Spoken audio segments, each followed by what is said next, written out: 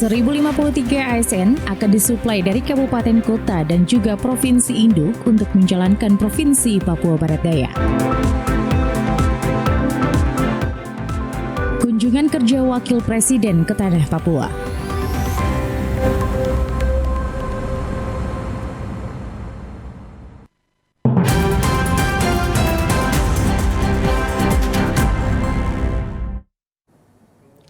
Selamat petang saudara, berita Papua Barat hari ini kembali hadir menjumpai Anda, edisi Senin 28 November 2022. Sejumlah informasi dari daerah di Papua Barat akan kami hadirkan untuk Anda. Bersama saya Maria Talim Bekas, inilah Papua Barat hari ini selengkapnya.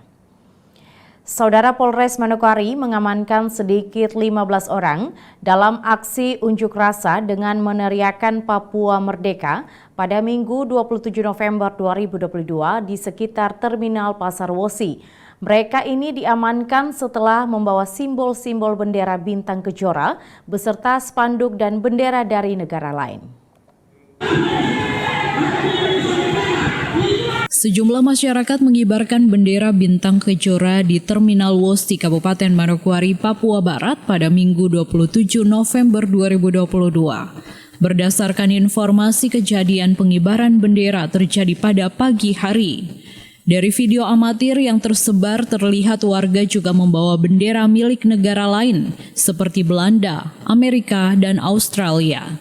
Kapolres Manokwari AKBP Parasian Herman Gultom yang ditemui media pagi tadi di ruang kerjanya membenarkan bahwa sejumlah masyarakat menyampaikan aksi dengan mengatasnamakan diri dalam rangka memperingati hari ulang tahun WETS Papua Nugini. Kemudian di dalam pelaksanaan kegiatan tersebut juga dilakukan ibadah. Dan setelah itu dilanjutkan dengan unjuk rasa yang menampilkan simbol-simbol seperti pengibaran bendera bintang kejora yang secara aturan bertentangan dengan perundang-undangan di Negara Kesatuan Republik Indonesia. Dengan kemarin di wilayah Manokwari adanya penggelaran aksi berupa penyampaian demonstrasi dari kelompok yang mengatasnamakan dalam rangka memperingati hari ulang tahun WPNG atau West Papua New Guinea Authority. Kemudian di dalam pelaksanaan kegiatan ibadah dan setelahnya dilakukan unjuk rasa ataupun demonstrasi dengan menampilkan ataupun menunjukkan simbol-simbol yang secara aturan bertentangan dengan perundang-undangan. Ada pengibaran bendera yang dilarang secara aturan. Kemudian Polres Manokwari mendatangi lokasi kejadian, kemudian sudah meminta untuk membubarkan diri, namun dari massa menyatakan tetap bertahan dan akhirnya setelah didukung dan di backup oleh Kodim 1861 Manokwari dan di backup oleh Polda Papua Barat, Polres Manokwari melakukan tindakan tegas, tindakan hukum dengan membubarkan aksi tersebut, kemudian menyita alat-alat peraga yang menampilkan simbol-simbol yang dilarang di dalam ketentuan, kemudian menahan. Setelah dilakukan pembubaran secara paksa oleh pihak keamanan yang dibantu Kodim 1801 Manokwari dan Polda Papua Barat, Polres Manokwari kini telah menahan sebanyak 15 orang pelaku yang diduga menggerakkan massa dalam aksi yang terjadi sekitar areal 1 Terminal Pasar Wosi. Kapolres menambahkan, malam tadi telah dilakukan pemeriksaan secara intensif oleh anggota. Selanjutnya akan ditentukan siapa-siapa yang memenuhi unsur untuk diproses hukum lebih lanjut terkait kejadian tersebut. Ataupun mengamankan 15 orang pelaku yang diduga menggerakkan massa menjadi koordinator lapangan, kemudian menjadi penghubung dari masyarakat untuk hadir di tempat tersebut. Tadi malam sudah dilakukan pemeriksaan secara intensif, selanjutnya akan ditentukan nanti siapa yang memenuhi unsur, kemudian siapa yang tidak hanya menjadi saksi tentunya akan dilepaskan. orang ini sekarang telah ada di tahanan. 15 orang ada diamankan di Polres Manokwari. Baik, Komandan. Siap. Kini 15 orang pelaku telah diamankan di rumah tahanan Mapolres Manokwari. Natalindo Kirewai, TVRI Papua Barat melaporkan. Saudara tim SAR Manokwari masih terus berusaha mencari seorang anak laki-laki yang dilaporkan hilang di perairan Numfor. Anak laki-laki bernama Bastian Martin Luther Monar, umur 15 tahun dikabarkan jatuh dari kapal saat melaksanakan perjalanan dari Manokwari menuju Biak bersama orang tuanya. Petugas siaga Basarnas Manokwari yang menerima laporan tersebut memberangkatkan satu tim menuju lokasi kejadian menggunakan RIP dan juga berkoordinasi dengan Srop Manokwari untuk mengabarkan ke kapal-kapal yang melintas di perairan Manokwari, Numfor, dan Biak. Melalui siaran pers, Kepala SAR Manokwari, Wayan, mengatakan pihaknya juga berkoordinasi dengan nelayan-nelayan yang ada di perairan tersebut terkait hilangnya Bastian. Ia berharap dengan kerjasama antara Basarnas dan potensi SAR, korban dapat segera ditemukan. Sebelumnya, Gustav Monar selaku saudara dari ayah korban melaporkan kejadian hilangnya anak ini ke Basarnas Manokwari. Menurut keluarga, mereka berlayar menggunakan kapal penyeberangan menuju Biak pada hari Jumat 25 November 2022 lalu. Namun pukul 23.00 waktu Indonesia Timur, anaknya hilang saat ia tertidur. Keluarga sempat mencari di atas kapal, namun tidak ditemukan dan tersisa hanya sendal milik korban. Tim Basarnas kini masih terus melakukan pencarian di sekitar perairan antara Manokwari dan Numfor. Tim Liputan, TVRI Papua Barat melaporkan. Kita beralih lain, saudara penjabat Sekda Papua Barat dan C. Sangkek berharap dukungan dari semua OPD dalam menjalankan roda pemerintahan di Provinsi Papua Barat. Ia berharap jangan melihat suku ataupun siapa yang memimpin, tetapi mari bergandengan tangan maju membangun Papua Barat. Para Sekretaris Daerah Provinsi Papua Barat. Hal tersebut disampaikan dalam apel gabungan pada Senin 28 November 2022 yang dipimpin oleh penjabat Sekda Papua Barat dan C. Sangke. Ia berharap di masa kepemimpinannya sebagai penjabat Sekda Papua diharapkan dukungan dari semua pimpinan yang ada di Provinsi Papua Barat. Hal tersebut harus dilakukan agar proses pemerintahan dapat berjalan dengan baik. Dalam arahannya, ia mengatakan setelah menjabat sebagai Sekretaris Daerah Provinsi Papua Barat, hal baru yang harus ia laksanakan karena harus support kepemimpinan gubernur dan juga harus melakukan koordinasi dengan seluruh organisasi perangkat daerah di provinsi. Ia berharap agar adanya dukungan dari semua stakeholder yang ada di pemerintahan Provinsi Papua Barat. Sekretariat dan sekretaris daerah itu apa? Memang saya juga baru di situ, saya mungkin mencari ini untuk kita sendiri untuk kiranya mendapat support dari semua elemen subsistem yang ada di pemerintahan Provinsi Papua Barat ini. Sekretaris daerah itu adalah unsur atau unit teknis dalam ke atas melakukan peran supporting advisory staff ke pimpinan untuk merumuskan dan tetapkan kebijakan pembangunan pemerintahan dan masyarakat di daerah ke atas ke bawah mengkoordinasikan pimpinan atau OPD teknis, OPD daerah dalam rangka melaksanakan urusan-urusan pemerintahan. Jadi otonomi daerah itu kan tidak lebih dari pelaksanaan urusan-urusan.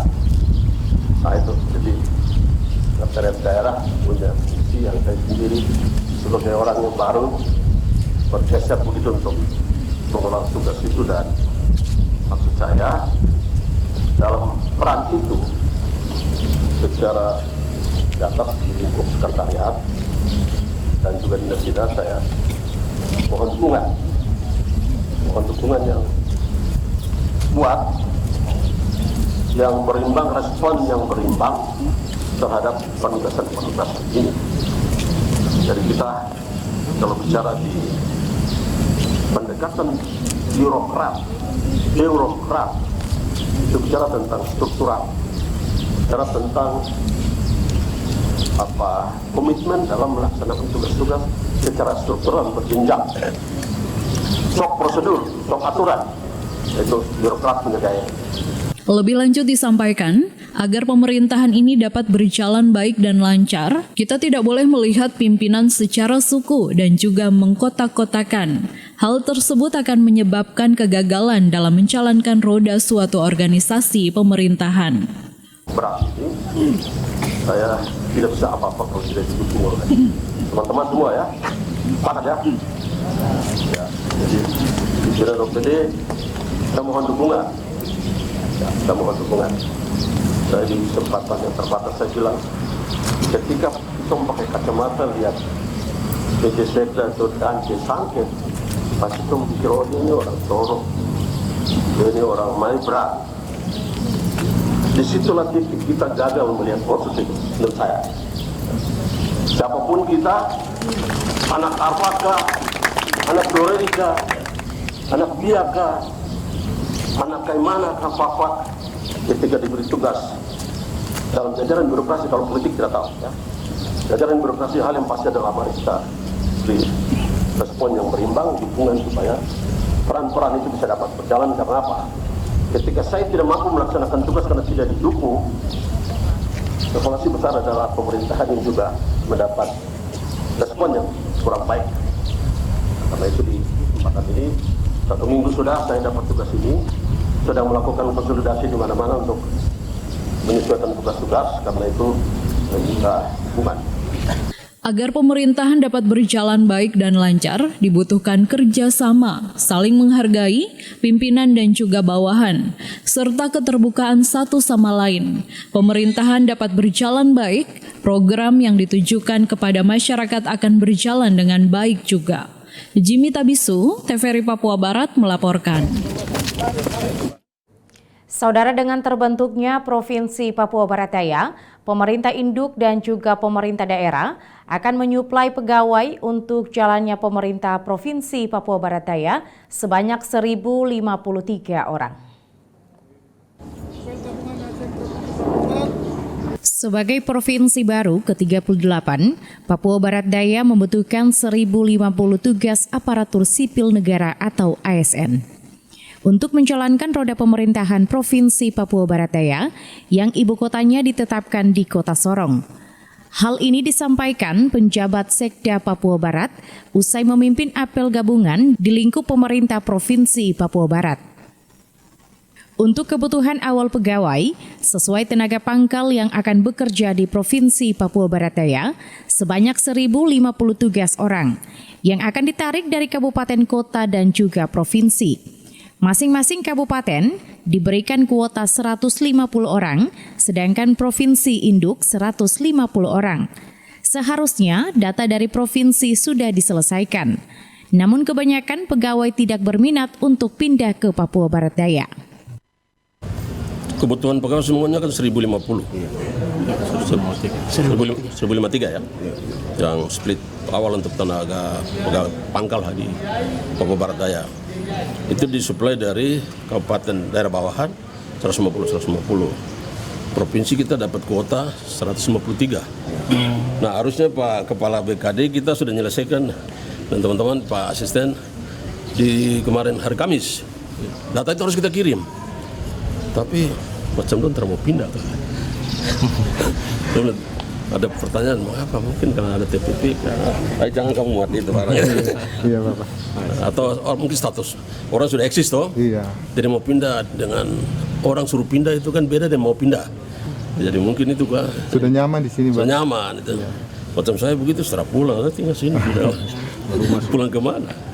Bapak terus mengenai anggaran sendiri, selain kita sumbang 5 miliar, masing-masing juga 5 miliar. Lebih lanjut disampaikan, hingga saat ini jumlah pegawai yang sudah mengajukan untuk pindah ke Papua Barat Daya baru sekitar 60 orang. Dan C. Sangkek berharap yang mengajukan pindah ke Papua Barat Daya jangan hanya orang Sorong saja, tetapi orang Papua lain juga harus bisa keluar membangun tanah Papua. Dan C. Sangkek menegaskan, khusus dari Provinsi Papua Barat, 150 tugas yang diminta bergeser ke Papua Barat Daya. Itu akan menduduki jabatan penting, jadi kesempatan ini harus segera dipenuhi. OPD masing-masing segera berproses. Kemudian kaitan dengan split pegawai yang 153 dari provinsi, saya cek ke BKD, sampai 60. Berarti cinta negeri Papua Barat lebih kuat daripada perusahaan. Ya, seluruh barang kan mau pulang. Mau pulang. Terus saya bilang, Pak BKD, kalau bisa jangan yang pindah ke orang Sorong saja. Iya, anak-anak Pak lain kamu pindah ke sana. Kamu pindah di sana, itu tempat juga. Iya. Kenapa orang-orang di luar datang di sini membangun segala macam hidup lalu beranak pinak dalam mungkin anak mereka atau keturunan sudah 3-4 di sini, kalau kemudian di sini kamu harus pergi ke partai sana lagi, ya. Iya dong. Dan saya bilang kalau waktu itu kita mau lihat apa kamu di sini saja itu kantong kadang, tapi harus melihat dalam satu kesatuan. Nah, itu yang saya imbau dari 153 diminta itu langsung jadi pejabat bukan jadi staf, ya. Eselon 4 itu 600 orang. Eselon 4 600. Eselon 3 200 lebih, 300. Nah, lalu nanti eselon 2 tanpa asisten dan tanpa ahli ya sekitar 25. Jadi cari suasana baru tuh sana. Mungkin itu yang dapat saya kan di mungkin para asisten ada hal strategi yang mungkin. Untuk operasional pemerintah Provinsi Papua Barat, selama bulan Desember tahun 2022, pemerintah Provinsi Papua Barat akan mendukung 5 miliar untuk peresmian dan juga pelantikan pejabat. Sosialisasi pemerintahan, dukungan tersebut akan juga diberi dari kabupaten kota di Provinsi Papua Barat untuk tahun 2023 dan tahun 2024 sebesar 5 miliar. Jimmy Tabisu, TVRI Papua Barat melaporkan. Saudara mengunjungi Provinsi Papua Barat, kedatangan Wakil Presiden Republik Indonesia akan disambut oleh penjabat Sekda Papua Barat Tan C. Sangkek, didampingi Bupati Wali Kota se-Papua Barat di Kaimana. Dan daerah Wakil Presiden Republik Indonesia, Maruf Amin, akan mengunjungi Kabupaten Kaimana Provinsi Papua Barat pada Rabu 30 November 2022. Saat ini pemerintah Provinsi Papua Barat sedang melakukan persiapan dengan melaksanakan rapat untuk mempersiapkan penyambutan Wakil Presiden Republik Indonesia di Kaimana.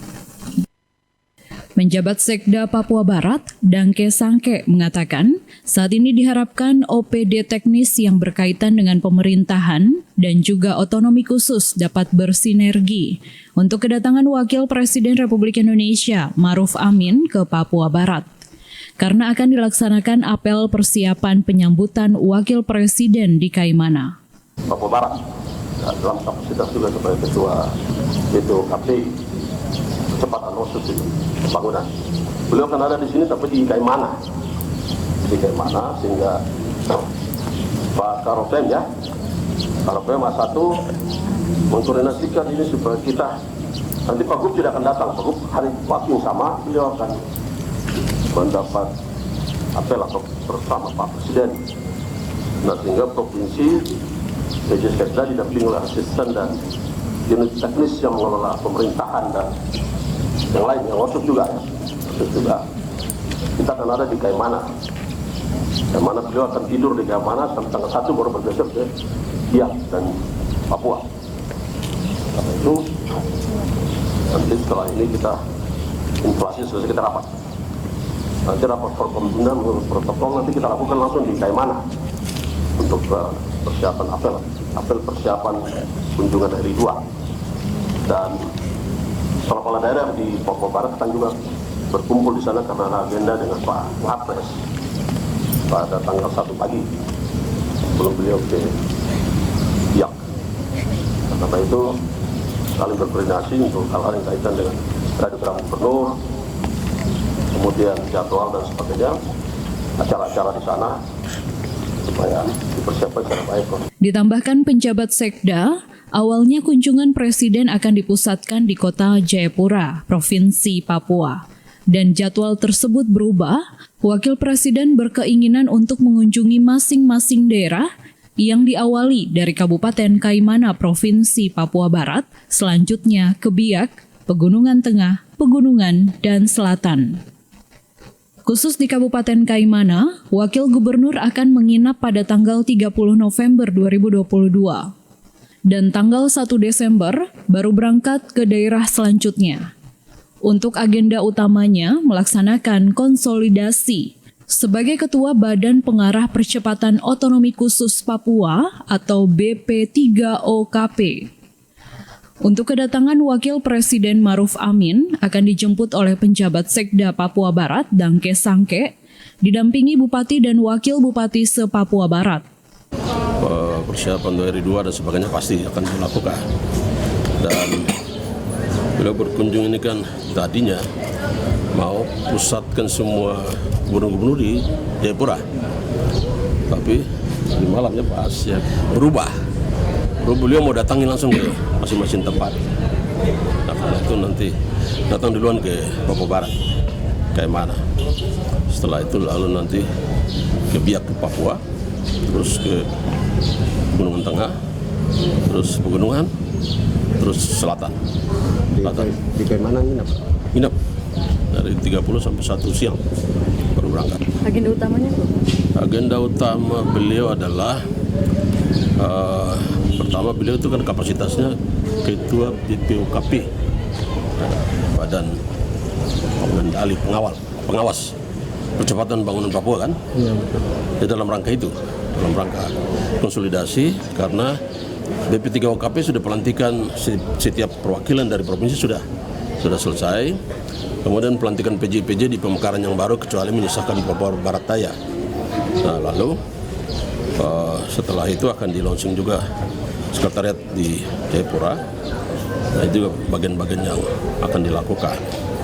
Lalu nanti setelah itu baru kita dapat arahan. Nanti hari tanggal 1 siang diharapkan Pak Gubernur juga sudah bergabung karena pertemuan Presiden tanggal 30. Nah, sehingga dengan begitu maka nanti agenda arahan apa yang disampaikan oleh Pak Presiden, Wakil Presiden, nanti di Kaimana untuk Papua Barat secara keseluruhan.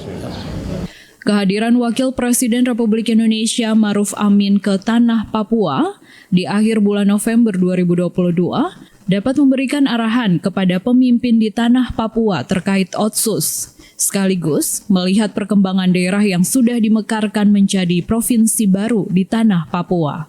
Jimmy Tabisu, TVRI Papua Barat melaporkan. Saudara Persatuan Guru Republik Indonesia Papua Barat berharap kepada pemerintah Provinsi Papua Barat agar guru SMA dan SMK tetap pengelolaan pelayanan tetap berada di provinsi, tidak dikembalikan ke kabupaten kota.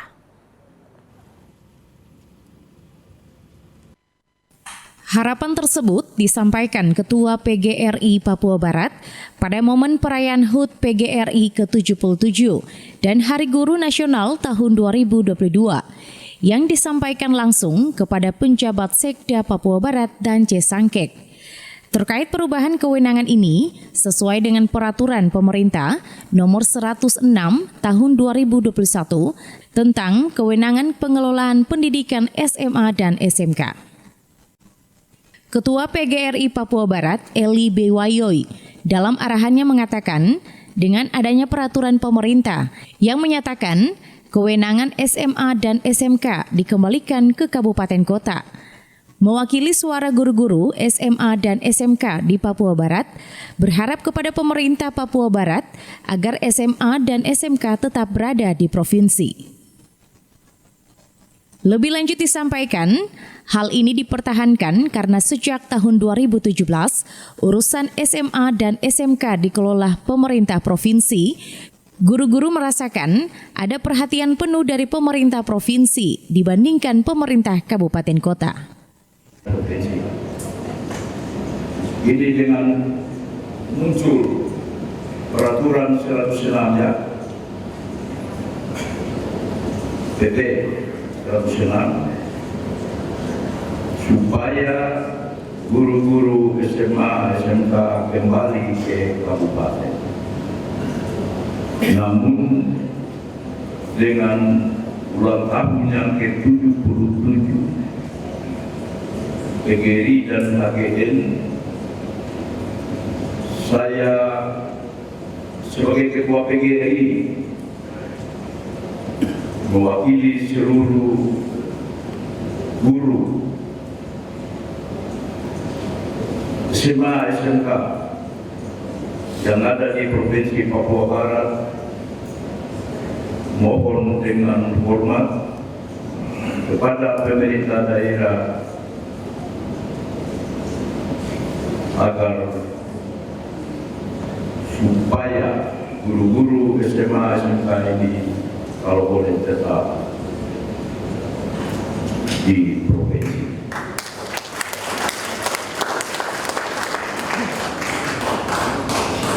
Sehingga apa yang pernah mereka mengalami sejak beberapa waktu yang lalu mereka berada di kabupaten, mereka rasakan hal itu cukup membuat mereka mengeluh.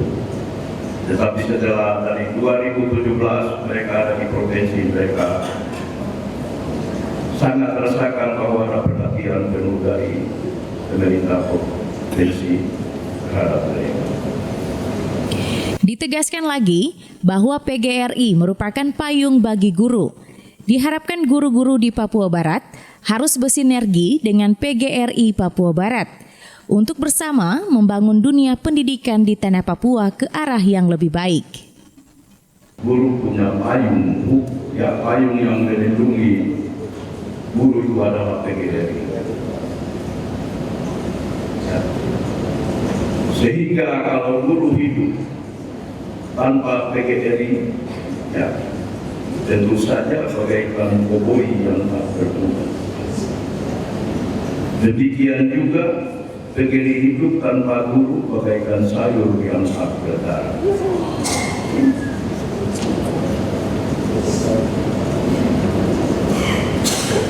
Jadi saya berharap hari ini kita rayakan ulang tahun yang ke-77 dan organisasi profesi ini luar biasa, bukan organisasi yang baru. Didirikan di kota Surakarta pada tanggal 25 November 1945, 100 hari sesudah kemerdekaan Republik Indonesia. Dan guru-guru waktu itu juga turut berjuang mengawal kemerdekaan negara Republik Indonesia. Mereka mulai berjuang membangun pendidikan, berubah sistem pendidikan dari guru-guru Hindia Belanda kepada guru-guru Indonesia.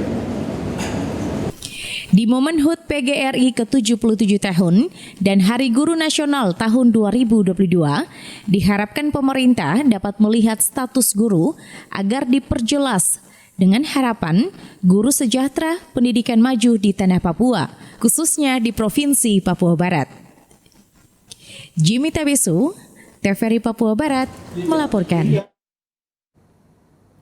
Saudara, dalam rangka mensinkronkan data antara pemerintah kabupaten, provinsi, dan kampung, Dinas Pemberdayaan Masyarakat dan Kampung melalui Sekretaris Dinas menciptakan inovasi baru yakni sistem digitalisasi. Kampung Provinsi Papua Barat Strategi pengembangan sistem informasi kampung telah direncanakan di tahun 2021 oleh Dinas Pemberdayaan Masyarakat dan Kampung. Selain itu, sosialisasi juga telah dilakukan agar aplikasi sistem digitalisasi administrasi di tingkat kampung, yakni SiKampung, lebih siap untuk diterapkan. Sekretaris Dinas Pemberdayaan dan Masyarakat Kampung kembali mensosialisasikan aplikasi SiKampung dalam proyek perubahannya.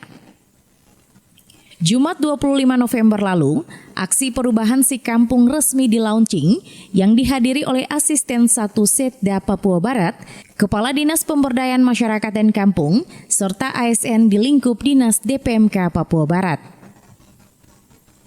Sekretaris Dinas DPMK, Diah Kome, dalam laporannya menyampaikan, SiKampung berbasis digital bertujuan agar sistem informasi daerah yang digunakan pemerintah kabupaten dan provinsi dapat sinkron dengan sistem informasi desa atau kampung sesuai dengan regulasi pemerintah. Bahwa dasar dari regulasi yang dipakai adalah Permendagri nomor 86 tahun 2017 bahwa pemerintah daerah harus berdasarkan data dan informasi pembangunan daerah yang dikelola oleh Sistem Informasi Pembangunan Daerah atau SIPD. Kemudian di dalam Undang-Undang Nomor 6 Tahun 2014 tentang Desa Pasal 86 memberikan petunjuk tentang pengembangan sistem informasi desa. Dan kemudian Pasal 114 tentang pembinaan dan pengawasan yang dalam Undang-Undang Nomor 6 Tahun 2014 Pasal 114 tentang pembinaan dan pengawasan yang harus dilakukan oleh pemerintah provinsi dan pemerintah kabupaten. SIPD maupun sistem informasi desa ini, SIPD itu diakses oleh pemerintah provinsi dan pemerintah daerah, sedangkan sistem informasi desa itu harus diakses oleh pemerintah desa. Kedua akses ini tidak berjalan bersamaan, sehingga perlu ada satu komunikasi atau akses yang bisa menjembatani antara SIPD dan sistem informasi desa yang diamanatkan oleh Undang-Undang Nomor 6 Tahun 2014. Aplikasi SiKampung dengan sistem digitalisasi disampaikan Sekretaris Dinas bahwa dapat menghasilkan beberapa produk, di antaranya data penduduk, data pemerintah kampung, dan data lainnya. SiKampung ini menghasilkan produk yaitu data dan informasi yang komprehensif. Produk tersebut adalah data lengkap kampung yang terdiri dari data kependudukan, data bantuan, data pemerintah kampung, data kesehatan, data pendidikan, data aset kampung, data potensi kampung, data kerjasama kampung, data badan usaha milik desa, data sosial, data ekonomi, data perencanaan, dan data bantuan, data peraturan kampung, dan data lainnya yang dapat nanti disinkronisasi data dengan wali data lainnya. Dinas DPMK Papua Barat dalam penerapan aplikasi SiKampung ini tentu akan bersinkron dengan wali data yakni Dinas Infokom dan Badan Pusat Statistik Papua Barat sebagai pusat data resmi serta Dinas Kependudukan. Dalam 60 hari kerja, sosialisasi akan ditingkatkan agar aplikasi SiKampung dapat diterapkan di tahun 2022. Arina Irianan, TVRI Papua Barat melaporkan. Sementara itu, Saudara, Sistem Informasi Kampung atau SiKampung berbasis teknologi yang dijadikan aksi perubahan diharapkan dapat menjawab kebutuhan daerah dalam memperoleh data yang akurat. 2022 kita di Dinas Pemberdayaan Masyarakat. Di era keterbukaan informasi publik secara sistem digitalisasi, layanan pemerintah gencar dilakukan dengan menciptakan aplikasi berbasis online. Asisten 1 Setda Papua Barat, Robert Rumbekwan, dalam sambutannya pada acara launching aksi perubahan strategi pengembangan sistem informasi kampung berbasis teknologi atau SiKampung Provinsi Papua Barat, menyampaikan bahwa aplikasi berbasis online dalam sistem data bertujuan untuk memberikan informasi akurat serta mempermudah layanan publik, sehingga kebutuhan daerah terkait dengan data kampung yang akurat dapat diperoleh. Menciptakan berbagai aplikasi berbasis online, yang mana tujuannya adalah untuk memberikan informasi yang up to date serta mempermudah pelayanan publik yang sesungguhnya untuk pemerintahan adalah memperpendek rentang kendali pemerintahan provinsi dan pemerintahan kampung. Website Si Kampung ini adalah salah satu media komunikasi yang baik sebagai sarana pemuatan data dan informasi kampung yang komprehensif untuk dijadikan dasar pengambilan keputusan, perencanaan pemerintahan daerah dan pengambilan kebijakan dan mengadakan pembinaan dan pengawasan kampung di seluruh Papua Barat. Ada sebanyak 1.742 kampung di Papua Barat yang belum bisa dikendalikan secara matang dan baik. Lebih lanjut disampaikan, apabila data kampung yang akurat diperoleh, maka pelayanan masyarakat kampung oleh pemerintah dapat sinkron. Diharapkan pula website Si Kampung dapat menyelaraskan seluruh data setiap OPD dan kampung. Sementara Kepala Kantor Pemberdayaan Masyarakat dan Kampung Papua Barat menyampaikan aplikasi Si Kampung ini merupakan hal yang baru yang dapat menjadi ajang pembelajaran bagi para kepala kampung. Sehingga ini merupakan inovasi baru. Kenapa reformer harus tampilkan ini, Si Kampung ini? Tadi sudah disampaikan beberapa fitur yang nanti tampil, ya, selain data penduduk, pendidikan, kesehatan, sampai dengan BUMDes. Itu di dalam fitur Si Kampung ini lengkap di dalam. Sehingga ke depan saya kira ini ada sharing nanti dengan Badan Pusat Statistik.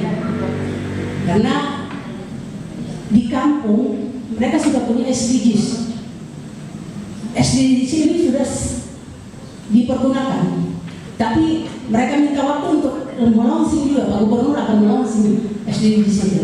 Sehingga nanti SDGs itu dapat dituangkan langsung masuk dalam Si Kampung. Di kampung tidak ada yang tertinggal. Semua data penduduk sampai dengan hewan ternak yang ada itu sudah masuk semua dalam Si Kampung.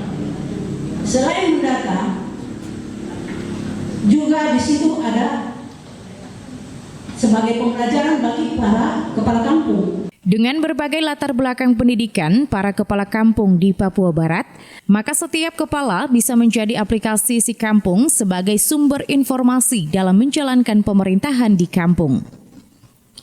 Arina Irianan, TVRI Papua Barat, melaporkan. Saudara, informasi tadi sekaligus menutup jumpa kita pada Papua Barat hari ini, edisi Senin 28 November 2022. Mewakili seluruh kerabat kerja yang bertugas, saya Maria Talim Bekas pamit undur diri dari hadapan Anda. Terima kasih atas kebersamaan Anda dan sampai jumpa.